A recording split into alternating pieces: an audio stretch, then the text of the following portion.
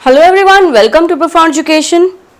आज की इस वीडियो में हम ये लास्ट प्रोग्रेस है हमारी इनइक्वालिटी चैप्टर की। इसके जितने भी क्वेश्चंस हैं वो देखने वाले हैं। स्टार्ट करते हैं। Solve the following inequalities. Number 1 question ये है 2, 3, 4, 5, 6। तो इन 6 क्वेश्चंस को आपने सॉल्व करना है। तो यहाँ पर अगर आप देखेंगे तो ये सारे आपको क्वाड्रेटिक इनइक्वालिटी मिलेगी। अगर इसको मल्टीप्लाई भी करेंगे तब आपकी क्वाड्रेटिक इनइक्वालिटी ही बनेगी। क्वाड्रेटिक इनइक्वालिटी के लिए क्या स्टेप्स होते हैं वो हमने सारा देखा था, स्टेप बाय स्टेप परफॉर्म करके, और सॉल्यूशन सेट भी फाइंड आउट किया था एंड में। एंड जहाँ जहाँ पर पॉसिबल है, अगर वहाँ पर एब्सोल्यूट वैल्यू हम लगा सकते हैं, जब हमें ऐसी फॉर्म मिल रही है x स्क्वायर और a स्क्वायर वाली, तो हम वहाँ पर प्रॉपर्टी का यूज़ करके उसे ईजिली फाइंड आउट कर सकते हैं।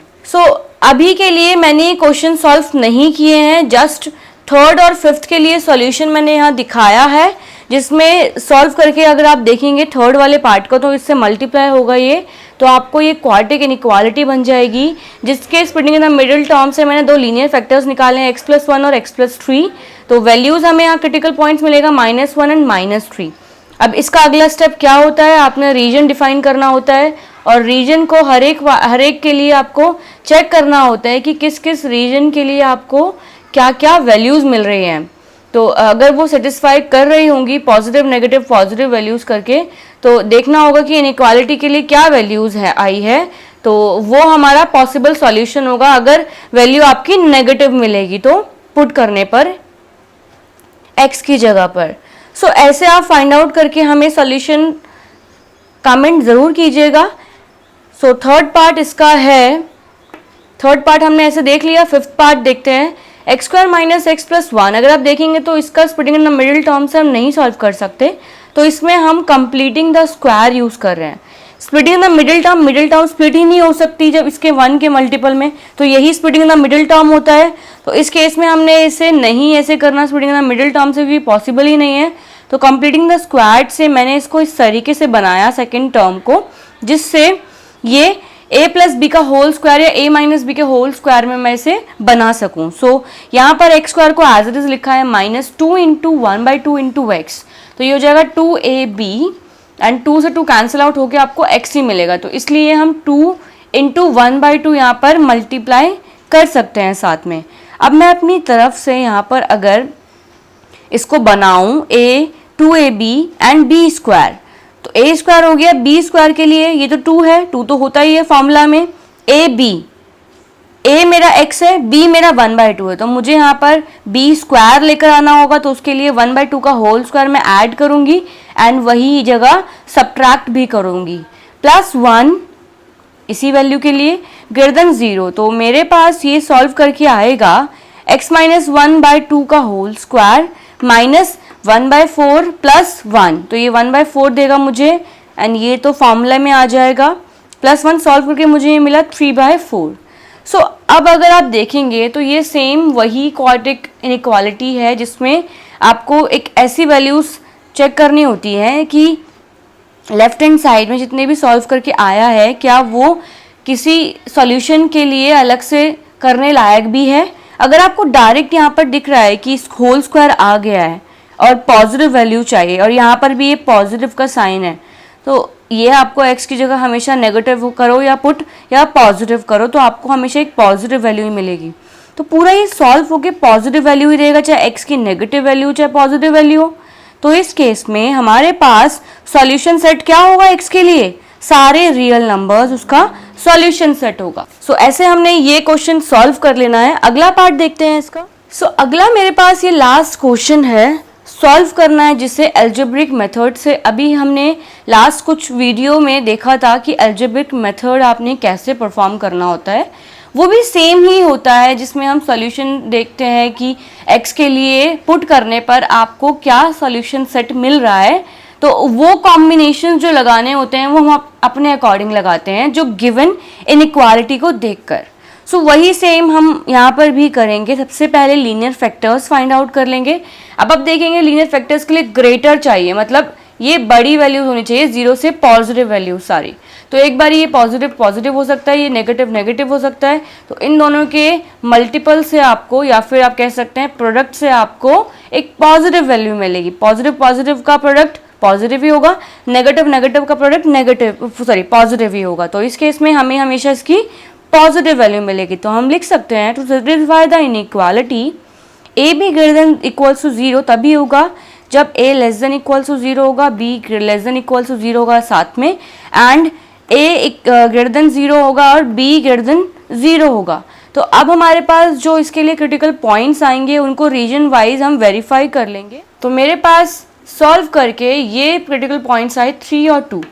अब इनको देखते हैं कि 3 से लेस देन वैल्यू अगर आप पुट करते हैं मतलब 2 या 1, मान लीजिए मैं यहाँ पर 2 पुट कर रही हूँ, तो 2 पुट करने पर आपके पास ये 0 हो जाएगा। तो ये तो इक्वल्स टू 0 हो गया, तो 2 मत पुट कीजिए, उससे भी छोटी वैल्यू कर लीजिए ताकि आप इसमें ही पुट करके 0 ना देख पाए।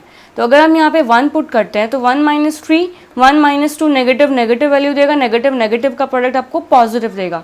तो इसलिए 3 से हमेशा छोटी वैल्यू सारी एक ट्रू वैल्यू रहेंगी। तो ट्रू वैल्यूज रहेंगी जो इसको सेटिस्फाई कर रही होंगी। ऐसे ही हमने जब 3 से छोटी सारी वैल्यूज ट्रू हो रही हैं तो हमारा 2 भी तो 3 से छोटा ही है, तो 2 भी उसमें इंक्लूड हो गया, तो इसलिए ये भी मेरा ट्रू हो जाएगा। तो सेम एज इट इज हम यहाँ पर भी चेक कर लेते हैं। 3 से बड़ी वैल्यू हो सकती है 4, 5, 6 और यहाँ पर 2 में भी वो बड़ी वैल्यूज क्या है, तो मिनिमम वैल्यू क्या है होनी चाहिए 2।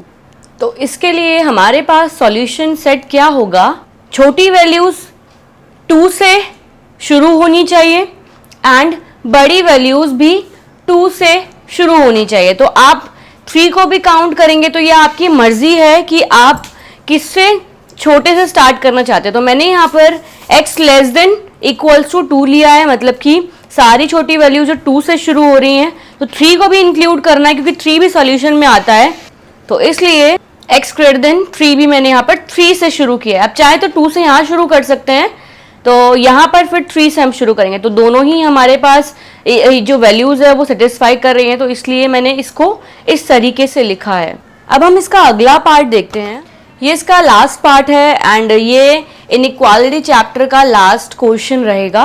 और अगर आपको इन क्वेश्चन से रिलेटेड जितने भी क्वेश्चंस हमने इस चैप्टर में देखे, कोई भी अगर आपको डाउट है तो आप हमें टेलीग्राम ग्रुप में जोड़कर हमसे बात कर सकते हैं, अपना डाउट क्लियर कर सकते हैं। सो क्वेश्चन स्टार्ट करते हैं। अब ये भी क्वाड्रेटिक इनइक्वालिटी का क्वेश्चन है एंड सबसे पहले मैंने लीनियर फैक्टर्स यहाँ फाइंड आउट कर लिए हैं। तो एल्जेब्रिक मेथड से इसे भी करना है, तो हम कॉम्बिनेशन अपने हिसाब से बनाएंगे। क्या है ये, हमें छोटा चाहिए वैल्यू 0 से, मतलब एक नेगेटिव वैल्यू। तो नेगेटिव कब होगा, जब ये 2 लीनियर फैक्टर्स का प्रोडक्ट आपको एक नेगेटिव वैल्यू देगा। तो इस केस में ये नेगेटिव होगा तो ये पॉजिटिव होना चाहिए, ये पॉजिटिव होगा तो ये नेगेटिव होना चाहिए। तो इसलिए मेरे पास ये कॉम्बिनेशंस बने। अब इन कॉम्बिनेशंस के हिसाब से हम लीनियर फैक्टर्स को लिख लेंगे और फाइंड आउट कर लेंगे कि क्या क्या क्रिटिकल पॉइंट्स हमें मिल रहा है, और रीजन वाइज उसे हम चेक करेंगे कि क्या उनकी वैल्यूज हमें सेटिस्फाई कर रही है इनइक्वालिटी को या नहीं। तो पहले 1/3 मतलब 1/3 से छोटी वैल्यूज सारी, तो आप चेक करेंगे 1/3 से छोटी वैल्यूज क्या हमारी इनइक्वालिटी को सेटिस्फाई कर रहा है, तो ये हमारा फॉल्स होगा, नहीं कर रहा है। एंड ऐसे ही x ग्रेटर देन 3 आप चेक करेंगे, तो अगर आप 4 ले लेंगे तो आप चेक करके देखेंगे कि आपको छोटी वैल्यू मिल रही है। तो अगर आपको नहीं मिल रही है तो उसका मतलब वो सेटिस्फाई नहीं कर रहा है। तो इस केस में ऐसे मैंने फाइंड आउट किया और मुझे सॉल्यूशन मिला इस तरीके का। Then x greater than 1/3 and x less than satisfy the inequality. तो x लेस देन 3 भी आपको सेटिस्फाई करेगा इनइक्वालिटी को। तो हम सॉल्यूशन सेट इस तरीके से लिख सकते हैं। वैल्यू शुरू हो रही है हमारी, सारी वैल्यूज हमारी 1/3 से, क्योंकि 1/3 हमारी छोटी वैल्यू है 3 से, तो 1/3 से शुरू हो रही है वैल्यूज, तो कहाँ तक रहेंगी 3 तक। तो इनकी बीच की वैल्यूज जितनी भी होंगी वो x के लिए हमें सेटिस्फाई करके देगा वैल्यू। अब ये आपको क्लियर हो रहा होगा कि कैसे हम मिडिल में x को लिख सकते हैं। यहाँ देखिए 1 मतलब एक ऐसी वैल्यू जो 1/3 से बड़ी है, x की सारी वो बड़ी वैल्यूज, तो इसलिए मैंने 1/3 लिख लिया। एंड यहाँ लेस देन और x मतलब x की सारी बड़ी वैल्यूज, क्योंकि इसकी तरफ मुंह खुला हुआ है तो सारी बड़ी वैल्यूज। अब यहाँ पर 3 तक वो वैल्यूज रहनी चाहिए, तो x की सारी छोटी वैल्यूज, तो इसलिए इन दोनों के बीच में वो वैल्यूज रहेंगी। अगर आपको इसमें दिक्कत हो रही है इनको साथ में लिखने में, तो आप इनका सॉल्यूशन ऐसे भी लिख के दे सकते हैं, x greater than 1/3 union x less than 3। तो ये हमारे पास सॉल्यूशन हो गया है। अगर आपको हमारी वीडियोस पसंद आई है तो लाइक करें, हमारी आगे आने वाली वीडियोस में अपडेट रहने के लिए सब्सक्राइब करें और दोस्तों अगर आपके कुछ सजेशंस हैं तो हमें कमेंट करें। Thank you.